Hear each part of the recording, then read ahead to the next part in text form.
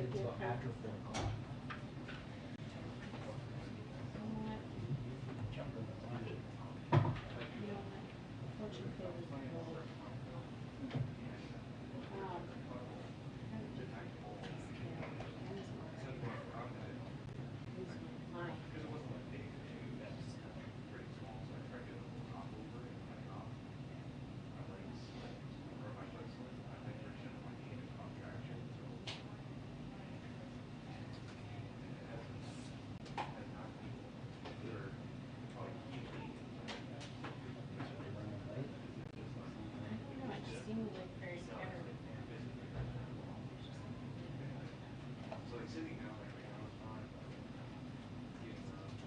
We're all back in the office for the first time today, and everybody's computer shut down for like mandatory security updates. So I'm like, what's up?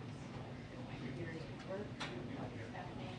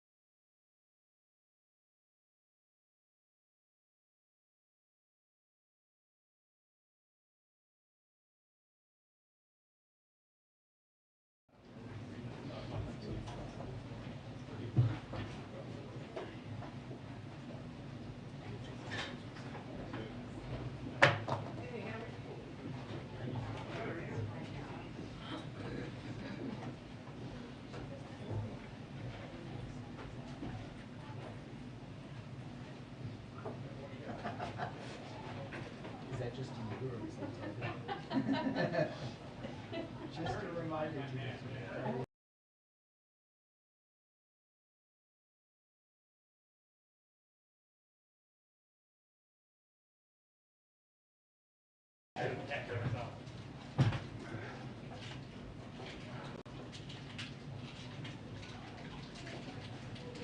Hey, this is Joe. I actually prefer my recommends. We're all gonna get down. Makes her escape. Yeah, it's hard. It's like everybody's. Probably so this temporary thing was so funny. Like, it's just temporary. The circle keeps getting closer. Really? Who? Oh, that's right. The Allison thing on it, I got to at least make a move out. He's across from me.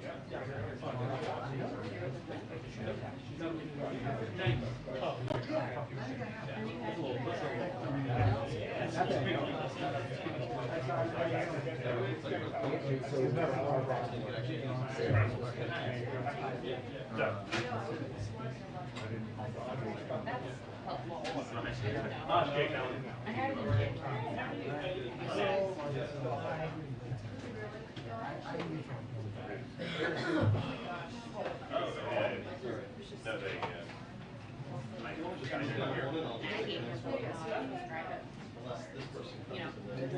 Well, maybe you just fix this. I'm telling you now. Kind of hit or miss sometimes. Yes, no, there's a reason. So he's like, the worst part was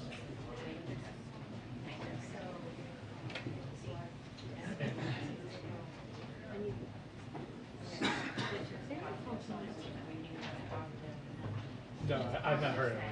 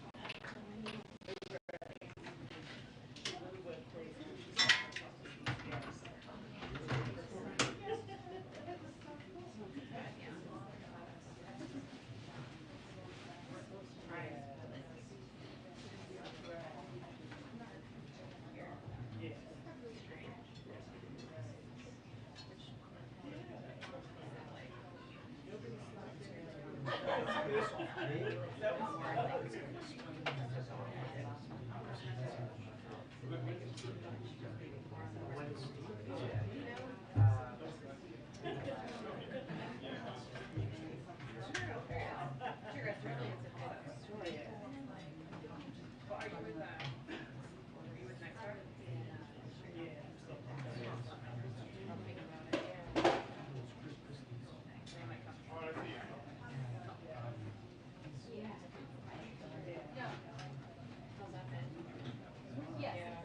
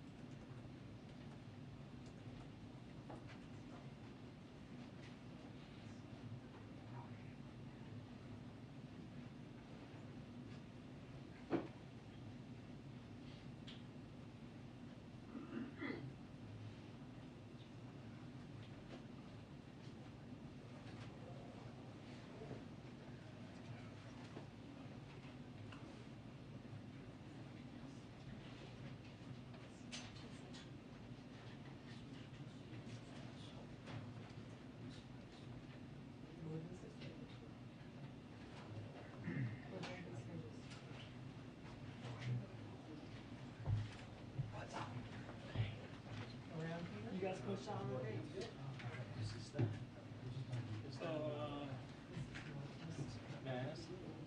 I don't know who it is. It should be here.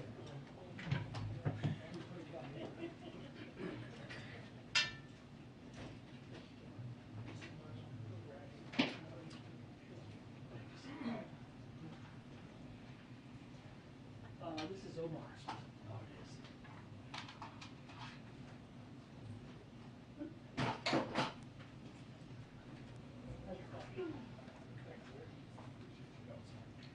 Great live chat, that was awesome.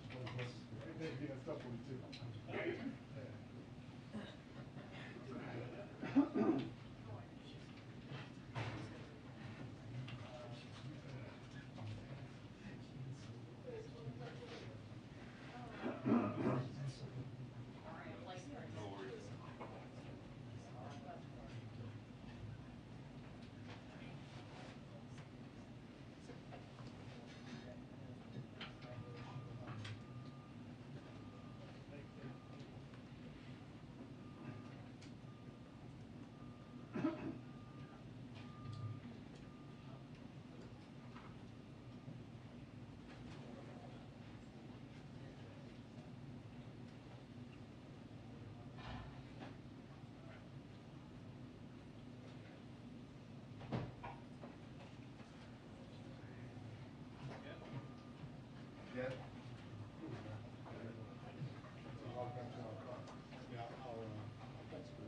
Is your battery?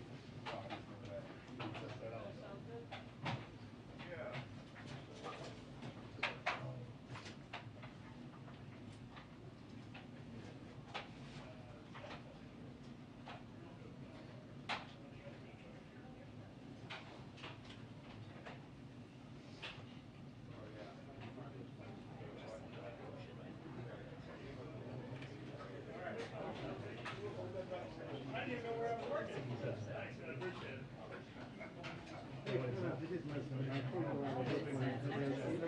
The problem with Friday was like, I'm not really sure what. I will be there.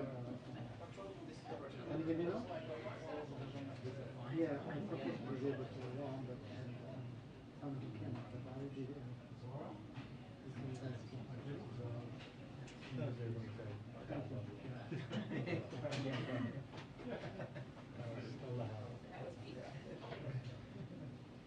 That is essential. My favorite thing about this actual page is because you have a camera so you can edit it however you want. And it shows a very long cycle page story.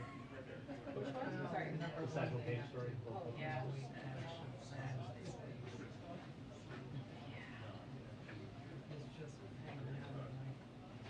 He was trying to say they were both old, but they're in their, still got a few hits left in them.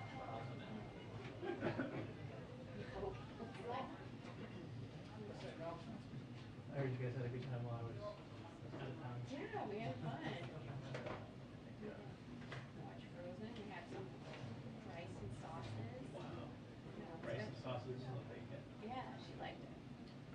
Both girls liked it, yeah. How's the cat? Did you hear the latest?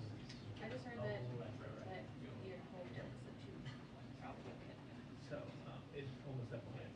Oh, that's good. But she got swollen, so they swallowed her eye. Yeah. And then over the weekend, Wait. taking the water to that yesterday. And like she basically it's like after everything, like, have a cat that's like dripping with blood. Yeah.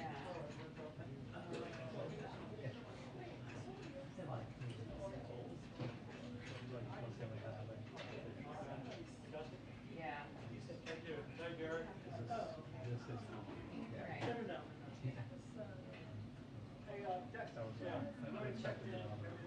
Right. Right. Yeah. I really threw up in my hands on Saturday.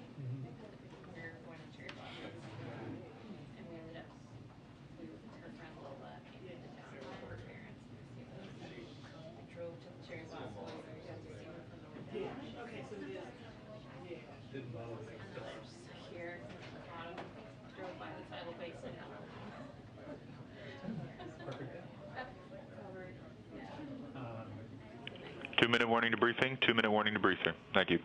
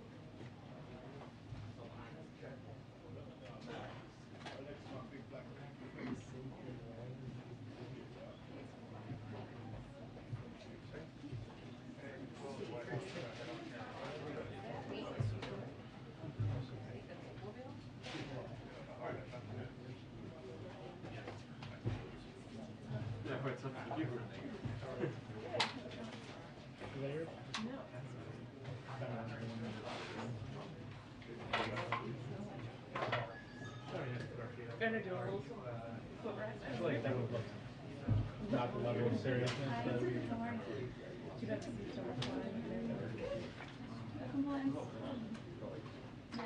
What's the problem when we move it? I know.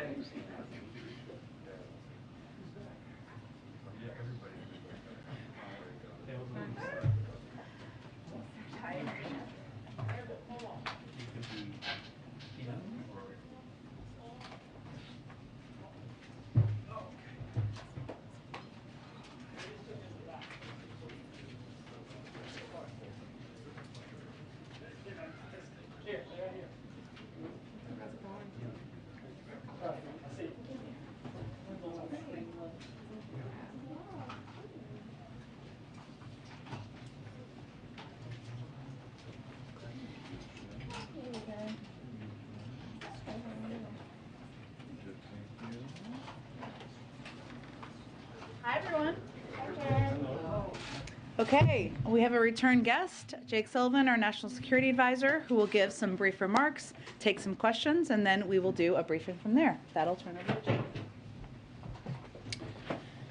Hi, everyone. I hope you guys are doing well. With apologies to Jen and to you, my remarks are not going to be so brief because I have a number of points I want to get through before opening it to questions. First, you heard the president today condemn in powerful terms the atrocities committed by Russian forces retreating from Bucha and other towns in Ukraine. The images that we see are tragic, they're shocking, but unfortunately, they're not surprising. We released information even before Russia's invasion, showing that Russia would engage in acts of brutality against civilians, including targeted killings of dissidents and others they deemed a threat to their occupation. And as the horrific images that have emerged from Bucha have shown, that's exactly what they have done. We had already concluded that Russia committed war crimes in Ukraine, and the information from Bucha appears to show further evidence of war crimes. And as the president said, we will work with the world to ensure there is full accountability for these crimes. We are also working intensively with our European allies on further sanctions to raise the pressure and raise the cost on Putin and on Russia. Today, I'd like to take a step back and talk about where we are and where we think we are going. Russia launched its invasion of Ukraine more than a month ago. When Russia started this war, its initial aims were to seize the capital of Kyiv, replace the Zelensky government, and take control of much, if not all, of Ukraine. Russia believed that it could accomplish these objectives swiftly and efficiently. But Russia did not account for the strength of the Ukrainian military and the Ukrainian people, or the amount or effectiveness of military assistance provided by the United States and its allies and partners. The Ukrainian people, backed resolutely by the United States and other nations, have held firm. Kyiv and other cities still stand. The Ukrainian military has performed exceptionally well, and many Ukrainian civilians have joined local militias in addition to using nonviolent means to resist. Vladimir Putin also believed that the West would not hold together in support of Ukraine. Russia was surprised that President Biden and the United States were so effective in rallying the world to prepare for and respond to the invasion. and after President Biden reinforced and reinvigorated Western unity at a series of summits in Brussels just 11 days ago, the Russians have now realized that the West will not break. At this juncture, we believe that Russia is revising its war aims. Russia is repositioning its forces to concentrate its offensive operations in eastern and parts of southern Ukraine, rather than target most of the territory. All indications are that Russia will seek to surround and overwhelm Ukrainian forces in eastern Ukraine. We anticipate that Russian commanders are now executing their redeployment from northern Ukraine to the region around the Donbass in eastern Ukraine. Russian forces are already well on their way of retreating from Kyiv to Belarus, as Russia likely prepares to deploy dozens of additional battalion tactical groups, constituting tens of thousands of soldiers, to the front line in Ukraine's east. We assess Russia will focus on defeating Ukrainian forces in the broader Luhansk and Donetsk provinces, which encompasses significantly more territory than Russian proxies already controlled before the new invasion began in late February. Russia could then use any tactical successes it achieves to propagate a narrative of progress and mask or try to discount or downplay prior military failures. In order to protect any territory it seizes in the east, we expect that Russia could potentially extend its force projection and presence even deeper into Ukraine beyond Luhansk and Donetsk provinces. At least, that is their intention and their plan.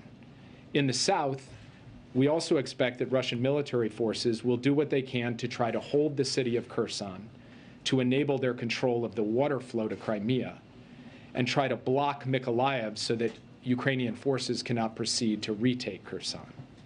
In the north, Russia will likely keep pressure on Kharkiv.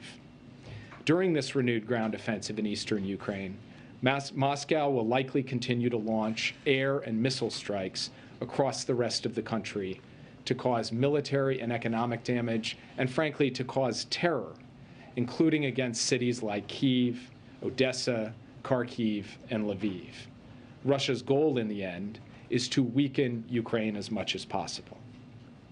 Russia still has forces available to outnumber Ukraine's, and Russia is now concentrating its military power on fewer lines of attack. But this does not mean that Russia will succeed in the east. So far, Russia's military has struggled to achieve its war aims, while Ukraine's military has done an extraordinary and courageous job demonstrating its will to fight and putting its considerable capabilities to use. The next stage of this conflict may very well be protracted. We should be under no illusions that Russia will adjust its tactics, which have included and will likely continue to include wanton and brazen attacks on civilian targets. And while Moscow may be interested now in using military pressure to find a political settlement, if this offensive in the east proves to gain some traction, Russia could regenerate forces for additional goals, including trying to gain control of yet more territory within Ukraine.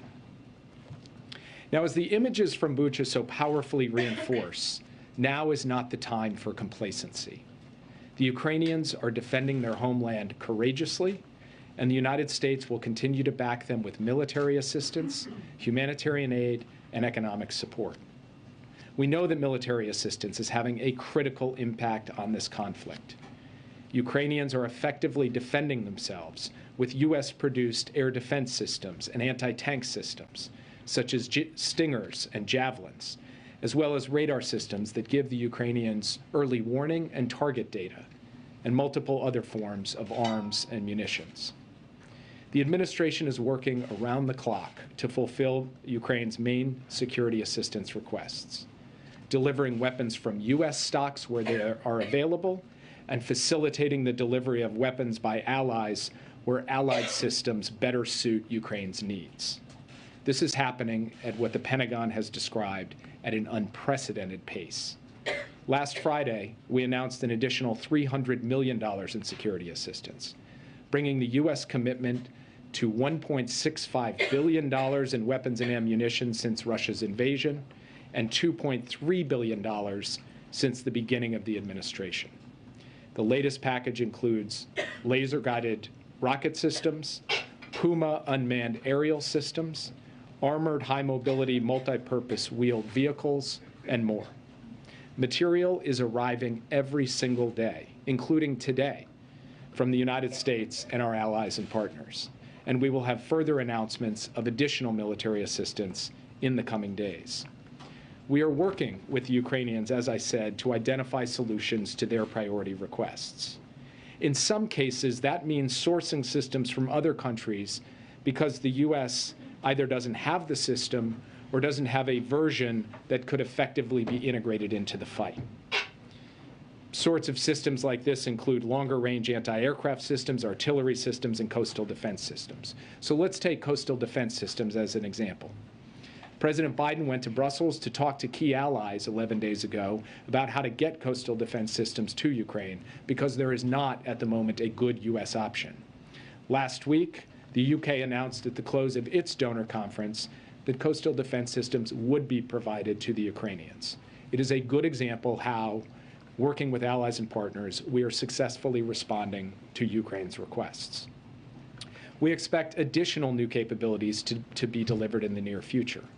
We can't always advertise what is being delivered out of deference to our allies and partners or for operational sensitivities, but we are moving with speed and efficiency to deliver. Let me close with this. Even as Russia acknowledges the failure of its initial plans and shifts its goals, three elements of this war remain constant. First, Russia will continue to use its military to try to conquer and occupy sovereign Ukrainian territory. Second, the Ukrainian military and people will continue to effectively and bravely defend their homeland. And third, the United States will stand by them for as long as it takes. Russia has tried to subjugate the whole of Ukraine, and it has failed. Now it will attempt to bring parts of the country under its rule. It may succeed in taking some territory through sheer force and brutality. But no matter what happens over the coming weeks, it is clear that Russia will never be welcomed by the Ukrainian people. Instead, its gains will be temporary as the brave Ukrainian people resist Russian occupation and carry on their fight for an independent, sovereign nation that they so richly deserve. And with that, I'd be happy to take your questions. Yeah. Jake, can I ask you about the president's call for a war crimes trial for Vladimir Putin? What are the mechanics of how the president sees that playing out? Would it be at the International Criminal Court or in some other tribunal? So we have to consult with our allies and partners on what makes most sense as a mechanism moving forward. Obviously, the ICC is one venue where war crimes have been tried in the past, but there have been other examples in other conflicts of other mechanisms being set up. So there's work to be done to work out the specifics of that. And between now and then, every day, what we are focused on is continuing to apply pressure to the Russian economy and provide weapons to the Ukrainian people to be able to defend themselves. Sorry, forgive me. Other forums for this might include something that the the UN Security Council might adopt. Is that what you're suggesting, that you would go to the Security Council? Well, obviously, with Russia as a permanent member of the UN Security Council, it would be difficult to imagine that they would not attempt to exercise their veto to block something. But there have been creative solutions to the question of accountability in the past, and I'm not going to prejudge what solution would be applied here or what forum or venue would be applied here. What I will say is what the president said this morning. There has to be accountability for these war crimes. That accountability has to be felt at every level of the Russian system, and the United States will work with the international community to ensure that accountability is applied at the appropriate time. Yes. The president was careful to say he does not see this as genocide. Many Ukrainians believe that it is because their nation, their people are being attacked. Where is the line in your view, and how have you counseled the president between genocide and war crimes? So this is something we, of course, continue to monitor every day. Based on what we have seen so far, we have seen atrocities, we have seen war crimes, we have not yet seen a level of systematic deprivation of life of the Ukrainian people to rise to the level of genocide. But again, that's something we will continue to monitor. There is not a mechanical formula for this. There is a process that we have run just recently at the State Department to ultimately determine that the mass killing of Rohingya in Burma constituted genocide. That was a lengthy process based on an amassing of evidence over a considerable period of time and involving, frankly, mass death, the mass incarceration of a significant portion of the Rohingya population. And we will look to a series of indicators along those lines to ultimately make a determination in Ukraine. But as the President said today, we have not arrived at that conclusion yet. Yes. Thanks. I just have 3 quick questions. When you say the next stage will be protracted, do you mean years? I mean, Russia has been in Crimea and Donbass since 2014. What's protracted? So we can't predict, but I would just say that so far this conflict has lasted a little more than 5 weeks. And yet, in that time, we've seen an enormous amount of killing and death, and also an enormous amount of bravery and success on the part of the Ukrainian forces. What I'm saying when I say protracted is that it may not be just a matter of a few more weeks before all is said and done. That first, quote-unquote, phase of the conflict, of the Russians have put it, was measured in weeks. This next phase could be measured in months or longer.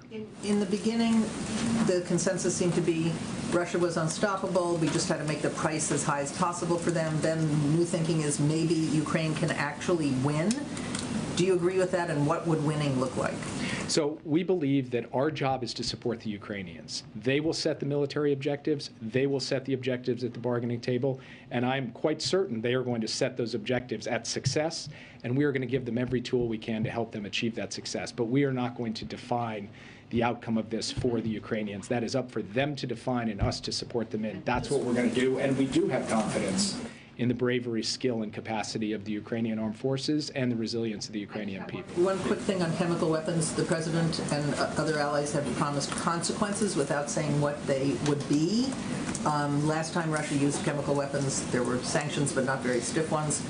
Are you ready to define consequences? So I'm going to say the same thing I've said from this podium that the President has said from a podium down the hall in this same building, which is that Russia will pay a severe price. We have communicated to them directly. We have coordinated with our allies and partners, and I'm not going to go further in terms of the specifics here today. The administration initially did not call this war crimes, and eventually they did after what they saw on the ground. Do you think that's going to be the case with calling it a genocide? Well, so first, it's not just that we sit around and debate terms and then ultimately decide to apply a term based against static circumstances. We watch as things unfold. We gather evidence. We continue to develop facts. And as we gathered evidence and as we got the facts together, we ultimately came to the conclusion that war crimes were committed. And in fact, I would say on this front, President Biden was a leader. He went out and said, Putin is a war criminal. And many of you raised your eyebrows at that. Many people out in the public raised their eyebrows at that. And now you see the scenes coming out of Bucha today. And so he's not going to hesitate to call a spade, to call it like he sees it, and neither is the U.S. government. So as the facts develop, could we see ourselves reaching a different conclusion on that question? Of course we could, but it's going to be based on evidence and facts as we gather it along the way. And two more quick ones for you. On the sanctions that the President was talking about today, should we expect those this week, or what's the timing? You can expect further sanctions announcements this week, and we are coordinating with our allies and partners on what the exact parameters of that will be. But yes, this week we will have additional economic pressure elements to announce. Thank you. And my last question quickly, you keep using the word retreat instead of reposition. How much is that in part due to the spring conditions, the muddy conditions that are on the ground in Ukraine? The reason I use the phrase retreat is just kind of quite simple common sense. It's not some fancy technical military term. It's a term that all of us understand, which is if you run pell-mell for an objective and you get stopped and then you start to get beaten back and then you withdraw, you pull out, that's what I would call a retreat. That's what happened to the Russians in Kyiv. They attacked Kyiv, they failed, they started to get beaten backwards by the Ukrainian military, and they ultimately retreated back across the border into Belarus. Now, with those forces, as I said in my opening comments, they are not intending to stand pat. They are going to reposition those forces to go after a different objective, a scaled-down objective, but nonetheless a dangerous and disturbing objective, which is to conquer and occupy territory in eastern Ukraine. And now it's our job to help the Ukrainian people have the tools they need to be able to stymie that objective. That is what we're intent on doing at this stage. Thank you. I know you're not willing to call it a genocide, but does the U.S. government have information that you can that you can use to independently corroborate Ukraine's allegations about atrocities in Bucha? So we have obviously got access to a lot of the information that you all have.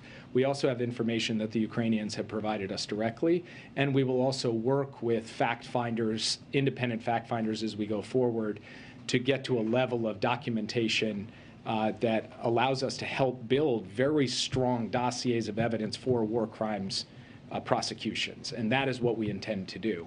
Now, on the question of the genocide determination, obviously we will continue on a daily basis to have consultations with the Ukrainians to reach determinations, and if at some point we reach the judgment that there in fact has been a level of atrocity, a level of killing, a level of intentional activity that rises to meet our definition of genocide, we'll call it for what it is. We have never hesitated to call out the Russians for what they have done in Ukraine, and we will not start now. Sorry, one quick question on France, Jake. They've suggested that a hefty EU-wide tariff should be imposed as opposed to a blanket ban on Russian energy imports into the EU. Does the U.S. support that, and will that be part of what you're planning to do next in terms of sanctions? We are having conversations as I stand here at this podium with senior officials in the main European capitals as well as in Brussels on the full range of sanctions options, including sanctions options or pressure options that relate to energy.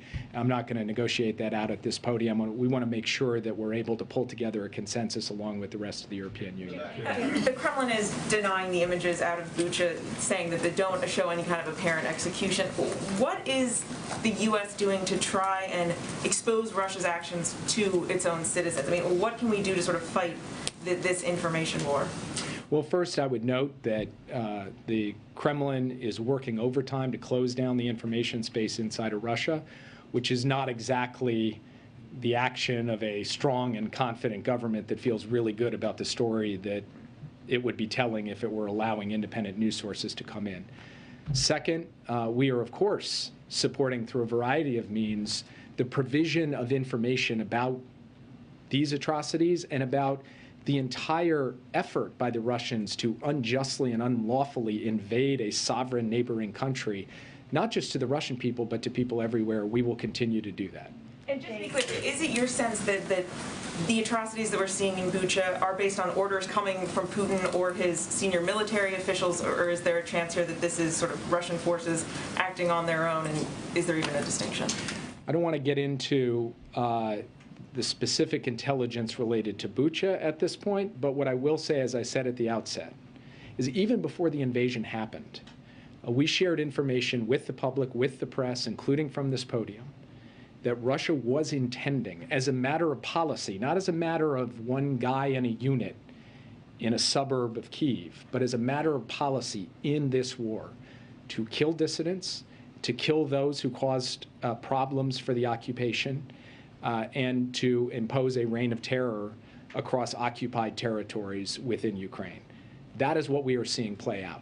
So no, we do not believe that this is just a random accident or the rogue act of a particular individual. We believe that this was part of the plan. We declared it from this podium as part of the plan, and now we are seeing it play out in real life in living color in these terrible, tragic images we are seeing come from Bucha. Yeah. Thanks.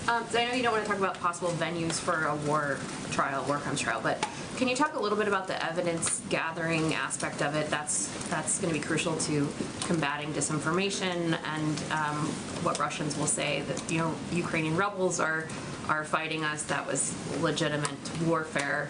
What happened, that could be a tactic they're taking. So can you walk us through the evidence gathering, who's doing it, other people on the ground gathering evidence? How long does that take to sort of build a case, and what does that look like?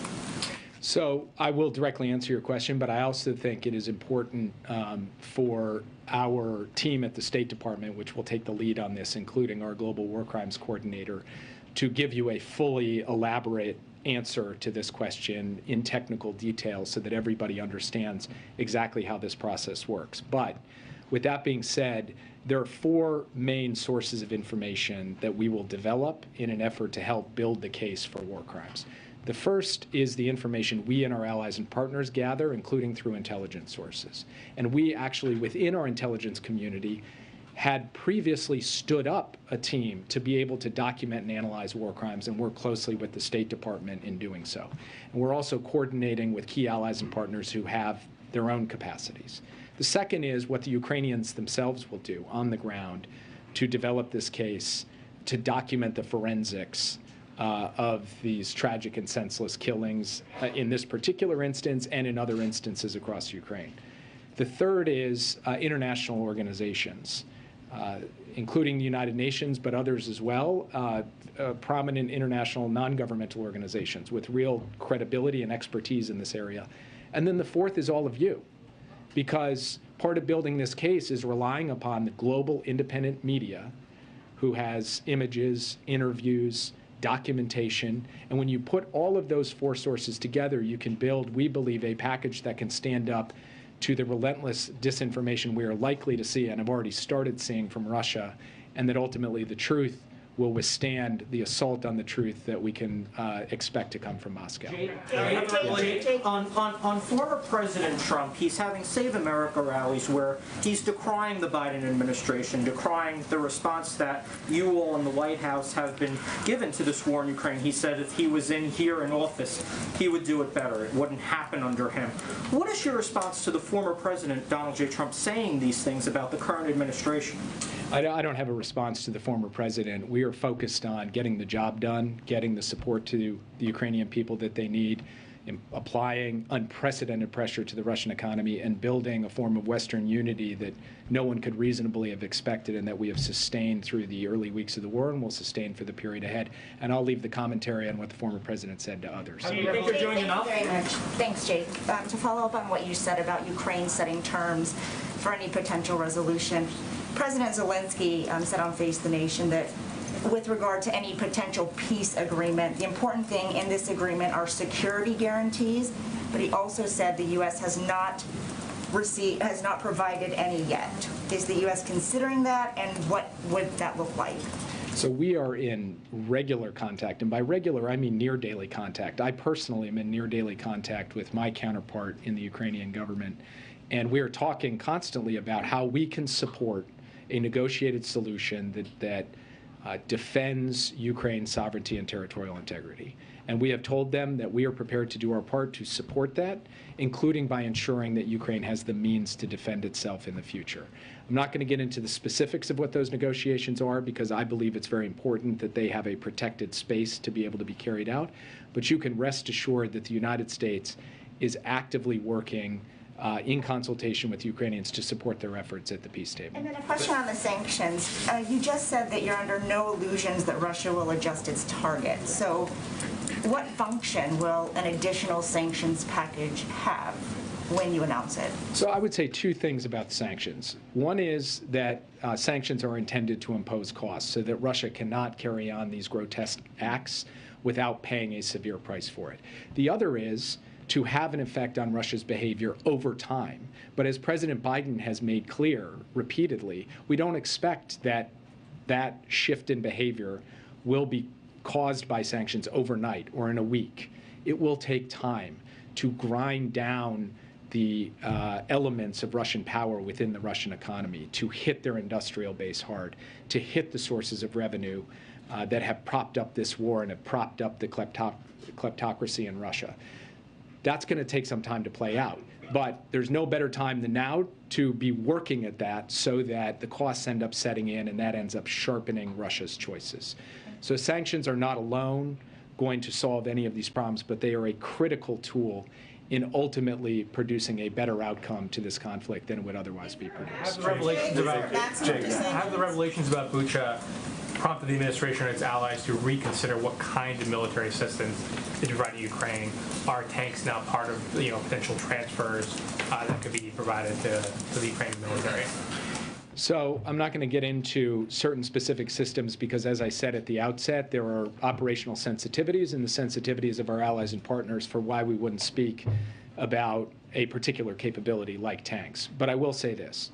Even before Bucha, the United States was working with Ukrainians on every item on its priority list and how we could go ahead and ensure that that could be provided to them.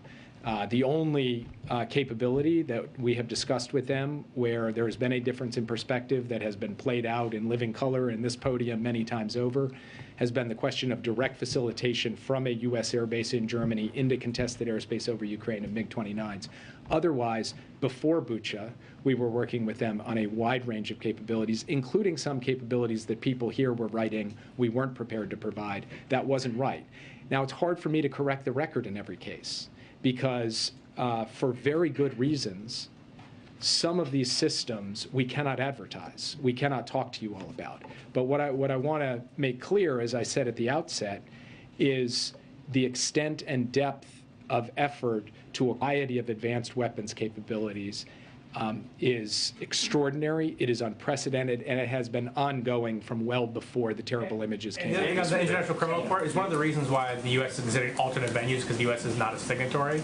And does that undercut the U.S. push to hold Putin accountable with a war crimes trial of some kind when the U.S. is not a signatory to the International Criminal Court? The U.S. has in the past been able to collaborate with the International Criminal Court in other contexts, but despite not being a signatory. But there's a variety of reasons one might consider alternative venues as well beyond the specific relationship between the U.S. and the ICC. Most importantly, this is not a decision the United States is going to make by itself. We're not going to make the call out of Washington for the appropriate venue for accountability. That is going to be done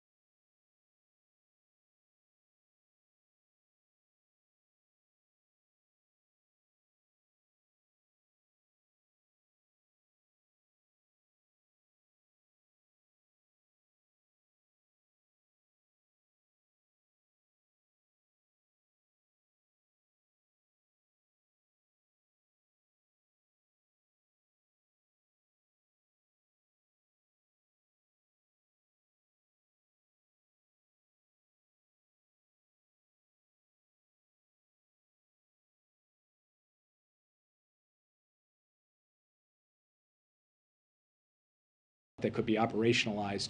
The one thing that the United States has made clear throughout this is that it is not our intention to send U.S. soldiers to fight Russian soldiers in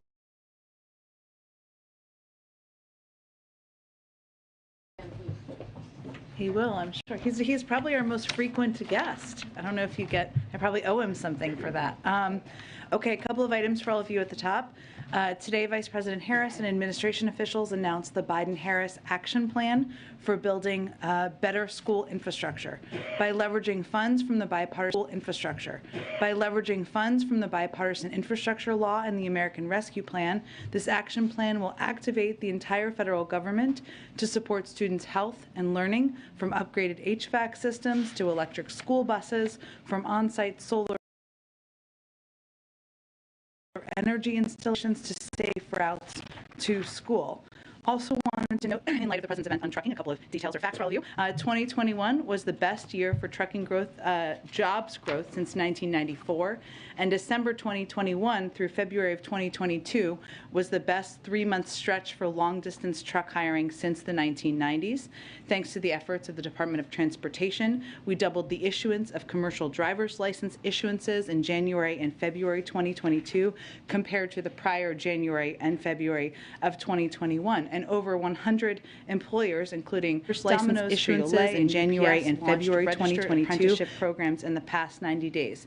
This could result in more than 10,000 additional apprenticeships nationwide, which of course get more people, more truckers trained, more trucks on the road, more goods moving around and onto shelves across the country. Also wanted to note, I think you all saw this, but just to confirm for all of you, tomorrow the President and Vice President will be joined by by former President Obama to highlight how the Affordable Care Act continues to lower health care costs for American families. This will be the first time former President Obama returns to the White House since leaving office. Since we've taken office, since President Biden has entered office, we've taken big steps to reduce health care costs and expand access to health care for the American people. And how President Biden and former President Obama both see the Affordable Care Act is an example, a shining example of how government can work for the American people. Not only did it ensure that millions of people had access to affordable health care, but it has been an opportunity to build on that and make changes and make improvements over the course of time, which of course is what they will talk about tomorrow. But even since the president took office, through the American Rescue Plan, we lowered premiums for 9 million Americans, the biggest expansion of affordable health care since the ACA. We've made affordable health coverage more accessible during the pandemic through the opening of the special enrollment period, which enabled nearly 3 million Americans to have access to newly sign up for coverage under the ACA. And President Biden has overseen the most successful open enrollment period in history last year, with a historic 14.5 million Americans signing up for ACA coverage, and another million people signing up for the basic health care program. So tomorrow they'll announce more steps. I'll also note, as they did every week when former President Obama was president and President Biden was vice president, that's a mouthful, they will have lunch tomorrow as well, as they used to do on a weekly basis. I would note they continue to talk regularly. They are real friends, not just Washington friends, and so I'm sure they will talk about events in the world as well as their families and personal lives. So I'll try to get around the room as best as I can, but Chris, why don't you kick us off? So one question on Title 42. Some Republican attorneys general are suing the administration over the plan to lift it. What is the administration's response? And administration concerns this would end up blocking the push to lift the order?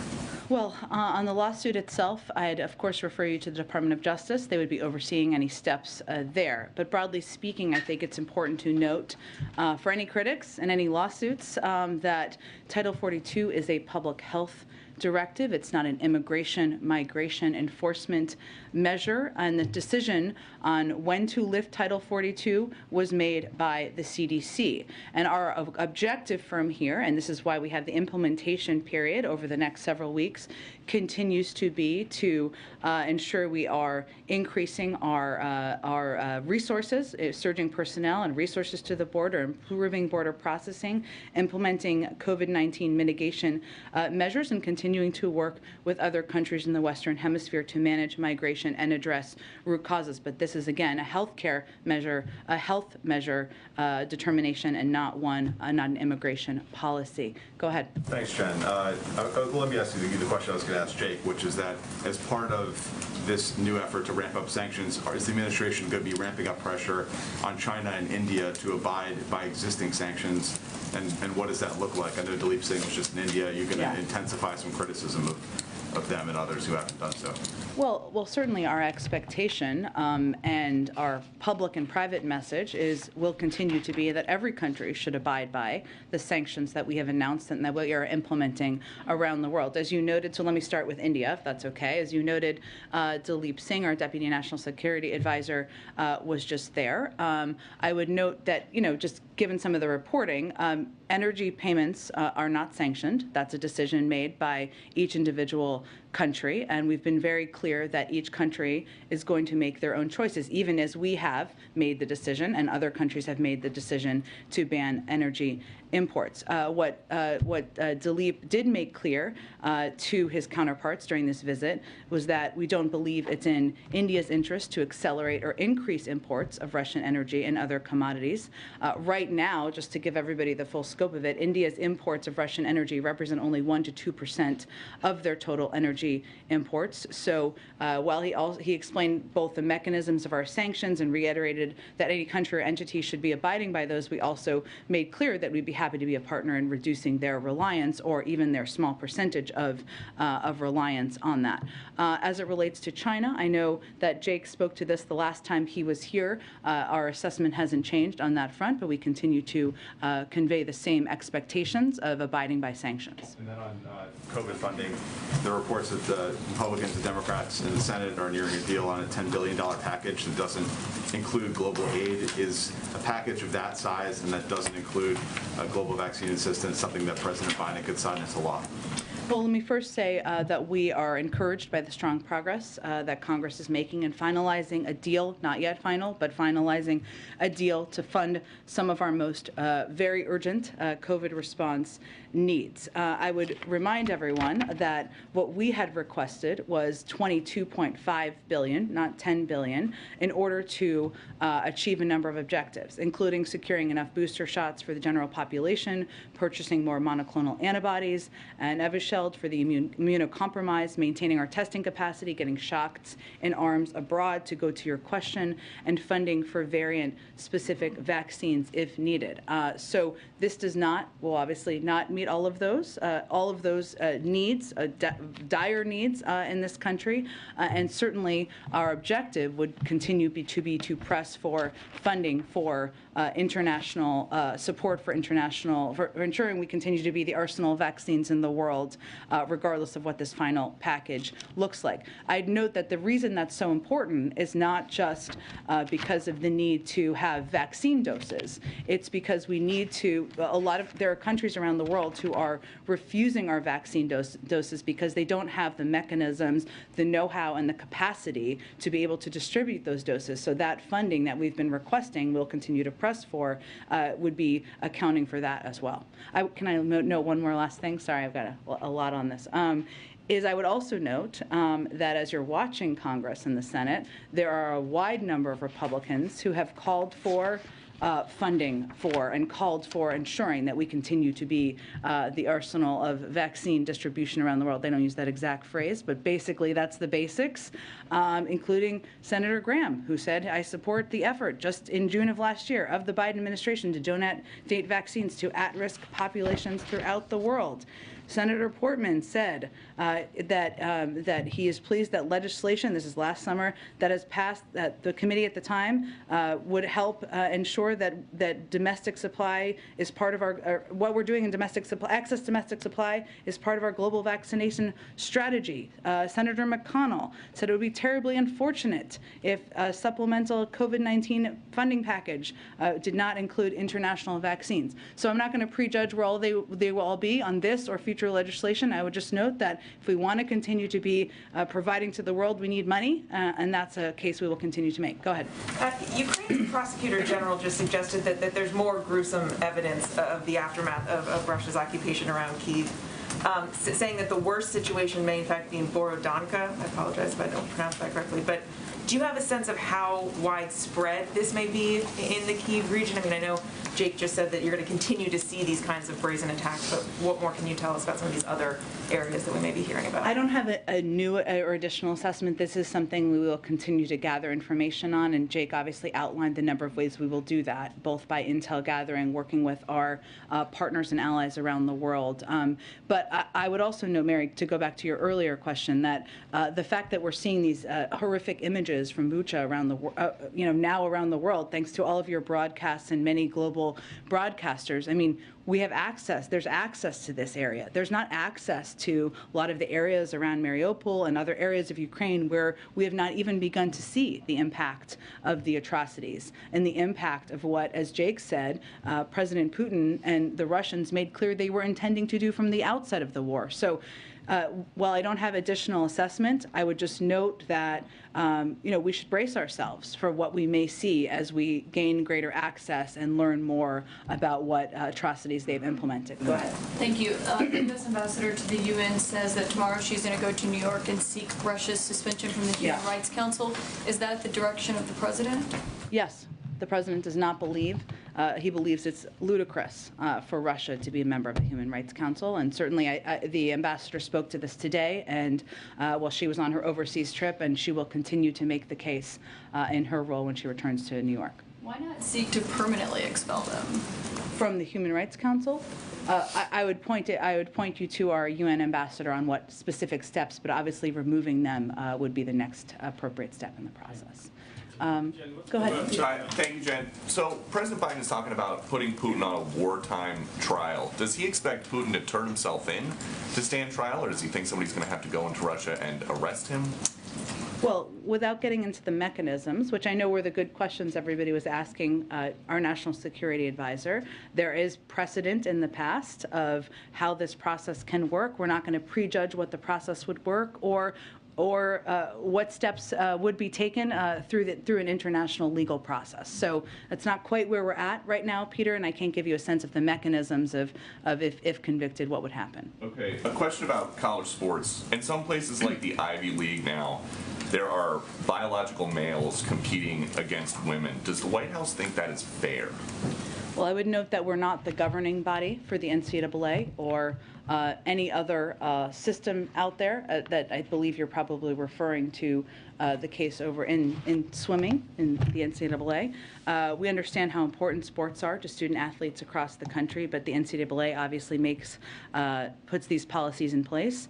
What I would say, Peter, if we look at this broadly, is that we celebrated International Transgender Day of Visibility last week with a slate of new actions to ensure we are continuing to protect the dignity and identity of all Americans. And at a moment where we're looking at and we're seeing increased mental health issues related to young people, especially LGBTQ plus young people, we're providing additional funding and resources to address this issue. And we hope all leaders can focus on those important issues and the impact on many of these young people who are impacted across the country. And then one about this new law in Florida. At what age does the White House think that students should be taught about sexual orientation and gender identity? Well, I would say, first of all, Peter, we have spoken to the Don't Say Gay bill in the past, I believe is what you're referring to, and made clear that as we look at this law, what we think it's a reflection of is politicians in Florida propagating misinformed, hateful policies that do absolutely nothing to address the real issues. The Department of Education is well positioned and ready to evaluate what to do next, and its implementation, whether its implementation violates federal civil rights law. But I would note that parents across the country are looking to national, state, and district leaders to support our nation's students, to ensure that kids are treated equally in schools, and that is certainly not, this is not a reflection of that. And so just the last one. So if you guys oppose this law that bans classroom instruction about sexual orientation and gender identity in K through 3, does the White House support that kind of classroom instruction before kindergarten? Do you have examples of schools in Florida that are teaching kindergartners about sex education? I'm just asking for the president's opinion. I think that's a relevant question, because I think this is a politically charged, harsh law that is putting parents and LGBTQ plus kids in a very difficult, heartbreaking circumstance. And so I actually think that's a pretty relevant question. Go ahead. On the Ukraine atrocities, Jake referenced some of the images that all our news organizations have been gathering. Is the administration able to gather and document other cases that you have assembled that we may not be aware of in terms of this collection of data on war crimes, rapes, murders, things like that we have not yet seen? Is there more data? On the ground, you mean? Yes. So I'm sure you've seen, Kelly, that the EU announced their intention to send a team there, which obviously hasn't happened yet, but that was an announcement made earlier today. Certainly through intel gathering, we likely do have access to different types of information. We've declassified a range of information over the course of time, which I would expect we continue to do. We will continue to do. Right now, I can't give you an assessment of what we may know that you don't know, but I would just say and reiterate what Jake said, which is we're going to use every tool at our disposal we can. Some of that is through intel channels. Some of that is, of course, working with our counterparts around the world to gather as much data and information as we can. It is difficult, to go back to an earlier question, given that we need access, or even our European friends and partners need access to gather, but it is vital, it is important, and we are going to do everything we can to support those efforts from here. And if the Russians are able to take some territory in the east and have greater stability of their control there, would it ever be the U.S. position that that could be a stable outcome, or is maintaining the current map of Ukrainian sovereignty what the West would want? Sure. Well, it's going to be up to the Ukrainians and Ukrainian leaders to determine what the diplomatic path forward looks like here, what discussions, what negotiations they are comfortable with. What our objective is, and what tool we feel we can most be effective at, I should say, is supporting them and strengthening their hand in these negotiations. And that includes not just the economic support, the military support. I would note over the course of the last couple of days, the Department of Defense announced an additional package beyond what was announced just a few weeks ago. So we're going to continue to do that. But in terms of the negotiations and what they would be comfortable with, we're here to support them, and we're not going to predetermine that. Go ahead. Thanks, Jen. Just last week, you said that the U.S. is sending a protective gear to Ukraine to help shield Ukrainians from chemical weapons use. Have those deliveries been made, or have they started? Is there any timeline specifically for those deliveries? Because Jake did mention that deliveries have started.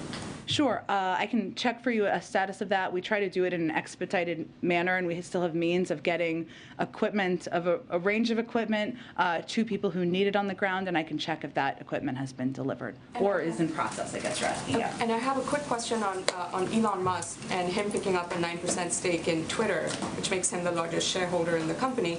Obviously, the White House uses Twitter quite extensively, and Musk has been very critical of President Biden. I'm wondering if there is perhaps any recalibration of the use of the platform, or to what extent the White House is using Twitter going forward. That's a decision of a private sector leader. I don't have any specific comment on it, but I expect we will continue to use Twitter, as you all will as well, I would expect. Go ahead. Thanks, Jen. I was wondering if you could elaborate a little bit more on President Biden and former President Obama and their relationship, and how often and how they communicate. And you had mentioned that they are real friends and not just Washington friends. But given that they only live a few miles apart, why is this the first time that the former president has been invited to the White House? Well, I would say first, I have known them both for some time, and I watched their friendship grow over the course of the period of time when the president was vice president and when the former president was president. And why I noted that at the top is because I think people who didn't have the seat I had may just think that it's like inviting any former president to the White House, and it certainly is not that. They talk on the phone. They do that on a regular basis. I'm not going to give you the number of times they've had conversations, but I would note they consult on a range of issues, but also about their families and things happening in their personal lives. And it's not a relationship of obligation. It's one where they developed a deep and close friendship through the course of their time serving together, and that has continued. And tomorrow is, of course, exactly the right time to have the former president come here, given this is one of the proudest accomplishments that they worked on together, they shared together, and it is emblematic of their shared view and belief that government can work for people, and it can work for the American people. And this is an example of building on a success from more than 10 years ago and making it better over time. So, and I suspect that former President Obama will be back when there is a portrait unveiling, and perhaps for other engagements here as well in the future. Go ahead, Karen. Thanks, Jen. Can you tell us how the president or the president's engaged with lawmakers in the last couple of days on the COVID funding deal, and has he talked to any Republicans on this?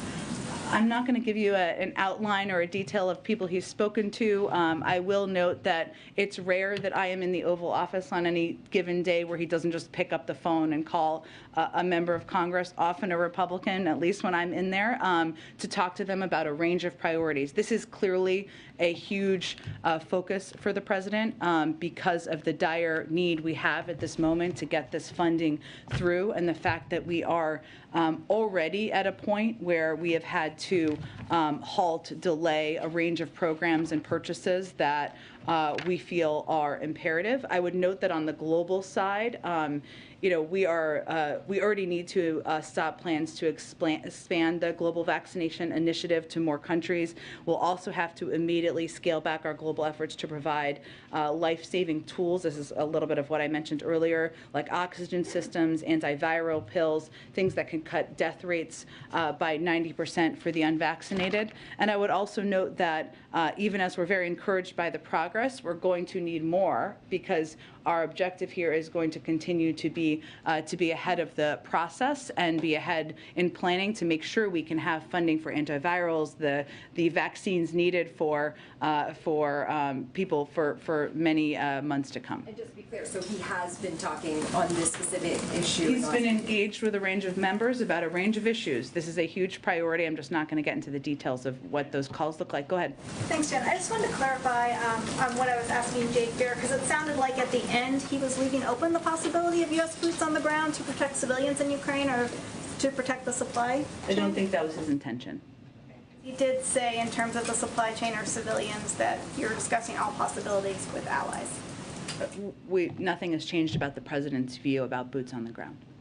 Go ahead. Hi. So the jobs report came out on Friday. Inflation is at 7.9%. It shows average hourly wages went up 5.6%. I wonder what the level of concern is for the president and the White House that people will stop spending because the stuff they want is more expensive, and that leads us to a recession. Well, I would say on the latter part of your question that what we know is that the economy is strong. Our recovery has been strong, and that continues to be. While we of course are monitoring progress and where we have concern, including rising costs and obviously the need to continue to address inflation. That continues to be our assessment, which is even as there are challenges we need to continue to address, means that we have a strong basis that we are building from. I would remind you also that the unemployment rate is 3.6%, and the president created more jobs last year than any president in American history. So those fundamentals are also backed up by data. And obviously what we're trying to do, as you know from following this closely, there are a couple of areas that are impacting rising costs more than others, right? Including the price of gas, including the price of automobiles and the impacts on the car industry of the lack of the chip shortages. So what we're also trying to do is take steps to address each area where we see rising costs. And obviously the president's announcement on Thursday to do a historic release from the Strategic Petroleum Reserve, where we've seen already a small reduction in the price of gas and the price of oil come down by several dollars, is an effort to bring down costs that are impacting people's pocketbooks, checkbooks, et cetera. Concerned about consumers stop spending. We, of course, continue to assess, but I don't have any projection of that at this point in time. One thing on the wealth tax. Elon Musk tweeted out last week that Tesla and SpaceX would have died if such a tax existed in 2008 after the Great Recession. With the push for EVs and space exploration, what's the White House level of concern that a wealth tax could stifle innovation? Well, I would first say that, right now, America's teachers and firefighters pay a higher tax rate than billionaires. I don't even think Elon Musk probably thinks that's fair. I don't know who thinks that's fair. It's not fair, and that should not be the case. And so what this proposal does, and why the president supports it, in his view, is it fixes that. And this would close an unfair tax loophole and promote economic growth by encouraging productivity, enhancing investments. And really what it does, to get into the nitty-gritty of it, is, right now the super wealthy, billionaires, I think everyone considers them super wealthy, are able to access the value of their assets even if they never sell them in order to finance lavish consumption. And right now, billionaires with unrealized gains borrow against their assets during their life at ultra-low interest rates. And when they die, they get a step up in basis and no taxes paid on the appreciation of their asset. In other words, their income is never taxed. That's not fair, and I think what the president's trying to do, and what many senators and others support, is closing that. Why that should impact a lack of innovation, I think there should be more explanation on. This is trying to make the system more fair. Go ahead. Oh, sorry, I'll come back to you. Go ahead in the middle. Thank you, Jen. 18 U.S. senators have written President Biden urging him to designate Cameroon for TPS. Is that something he's willing to do? That's an assessment is made by a process led by the Department of Homeland Security, so I don't have any prediction of that at this point in time. And on his approval rating, when he came into office last year, he was around 60% and even more, and now he's around 40% and sometimes less. Who does he blame now? Putin, Trump, or you? The communication team. Oh, does he blame me? Oh, I don't know. I hope not. Look, I think that the president recognizes that the country is still grappling with a number of challenges that impact people in their everyday lives, whether that is a continuing fight with a pandemic that has been going on for several years, or the fact that costs are going up. Some of those are a result of the actions of President Putin, yes, as it relates to gas prices, but others are related to impacts of COVID-19 and impacts on the supply chain. So what our focus is, and his focus continues to be on solutions to address these challenges and keeping our heads down and trying to continue to deliver for the American people. Go ahead, Weijia. Thanks, Jen. Shifting to Russian billionaires, because today the DOJ announced the seizure of that huge $90 million yacht. Is there any evidence that zoning in on Putin's close allies in this way, seizing their assets, is having an impact on his calculations? And if not, what is the end goal here to try to apply pressure to Putin himself? Well, I think it's not the only approach we're taking, right, Weijia? But it is one of the steps that we have, our national security team determined from the beginning would hopefully be effective on putting necessary pressure on. That includes significant consequences we have implemented on the Russian economy, but it also includes going after people who are in the inner circle and are close where their actions have warranted that, including Russian oligarchs. But it is not our expectation is not that one component is going to lead to a direct change. These are just a range of pressure points, and we're going to use all of them that we possibly can. So what is the hope that this particular action will take? Because we're seeing so many images of yachts around the world being seized, other assets being seized. Well, again, it's one of several actions we're taking, and I think if you look at the totality of it and the pool of the actions, the Russian economy has been on a downward spiral. There are businesses, private sector businesses around the world have pulled their business and their investments out of Russia. They are isolated from the world. The oligarchs are isolated from the world. All of these are meant to be consequences and meant to, of course, impact the calculation over the longer term. Just one quick one on the president's announcement last week about the strategic supply of oil. Yep. So, you know, the crude prices came down. We saw that almost right away. But how long do you expect that Band-Aid will hold if OPEC does not also agree to ramp up production, which it has not so far? Well, here's how you should look at it. It was intentionally done as 1 million barrels a day over the course of 6 months because we knew there needed to be kind of a gap filled for that period of time, where our expectation and hope is that there could be greater production by the oil companies over that course of time.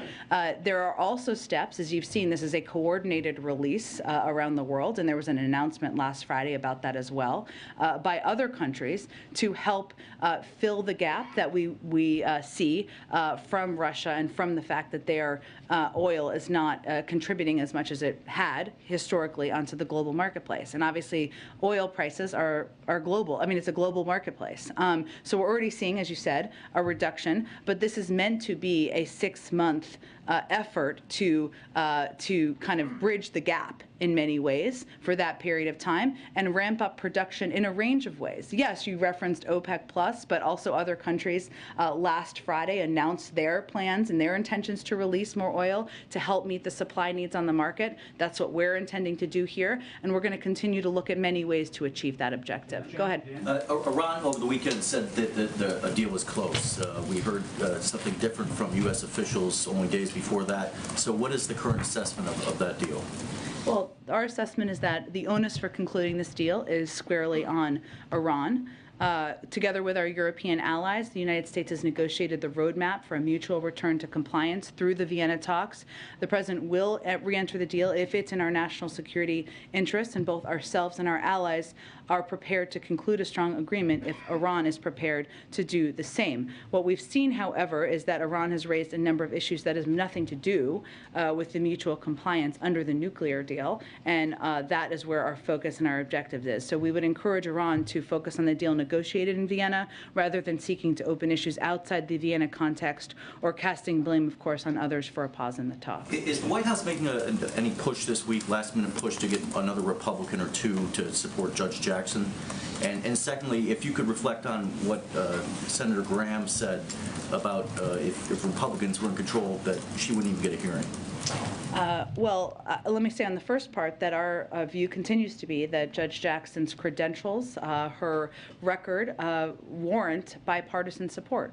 We've seen some of that to date, but certainly we're going to continue to work the phones up until the last moment here, but I can't make a prediction for you on what the end result of that will be. I would say on Senator Graham's comments, I think the best questions are probably posed to Senator Graham. I would remind you all that he has previously voted for Judge Jackson when her record and her credentials were exactly the same as they are today. So it seems like there's more questions that could be posed to him. Go ahead. As a follow-up on the Supreme Court confirmation hearing, Republicans have said that they wanted to, this would be a respectful and fair process, and it's been very contentious. Given Senator Graham's comments, what do you think is the nature of the Supreme Court as we look ahead for future, not just this Supreme Court nominee, but for future nominations, given the contentious comments from Senator Graham? Look, I think that our view continues to be that qualified nominees, those who meet every objective bar of qualification, of background, should be considered and treated with fairness as they go through the process. That's how President Biden is going to continue to operate, and that's how we would expect every member of the Senate to continue to operate. So obviously his comments are disappointing, but our focus needs to continue to be on supporting Judge Jackson and her path to the Supreme Court. Go ahead. Thanks, Jen. I wanted to ask two questions, one about refugees and one about the Supreme Court. Sure. On refugees, the 100,000 number that the president put out when you all were in Europe. Yeah. Can you talk about how you arrived at that number and at what preparations are being made at this point to accept those refugees? I haven't seen the State Department really put out a lot of detail yet. Yeah, I expect we'll have more soon, and I think the understandable questions are kind of the prioritization and how the process will work and what the models will be. All very good questions, and we're just working through the final pieces of the policy process at this point in time.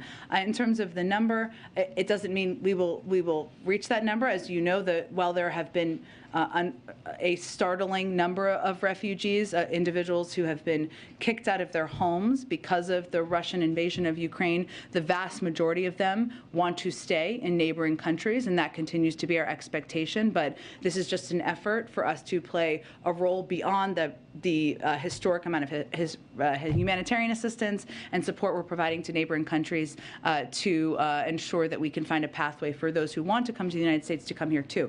But we're still finalizing the policy details, and hopefully we'll have more soon on that for you. I wanted to ask one more on the Supreme Court. Yep. President Biden was asked last week about Justice Clarence Thomas. I believe he said something, or he said it was up to the Justice Department or the January 6th committee on whether Justice Clarence Thomas would recuse himself from any of those cases, those being the January 6th cases. Judicial ethics mean that the Supreme Court justice generally makes his own decision on recusals. Does the president still agree with the view of the Justice Department or January 6th committee should decide? Has he taken a position at this point on whether Justice Thomas should recuse himself? That's a decision up to the Supreme Court. We don't have an additional position from here. Go ahead. They were friends from the time they were on Foreign Relations Committee together.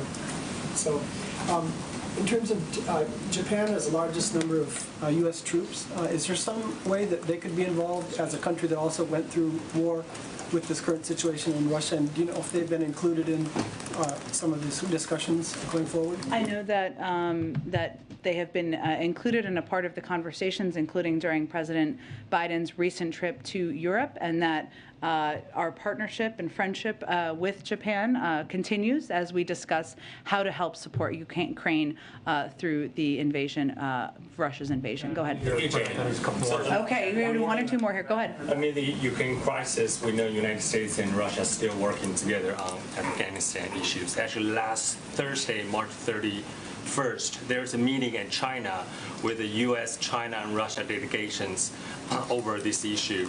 Can you describe the working relations between U.S. and Russia on this meeting, and what's China's role on it? Do you worry China might take advantage of the tension between U.S. and Russia right now?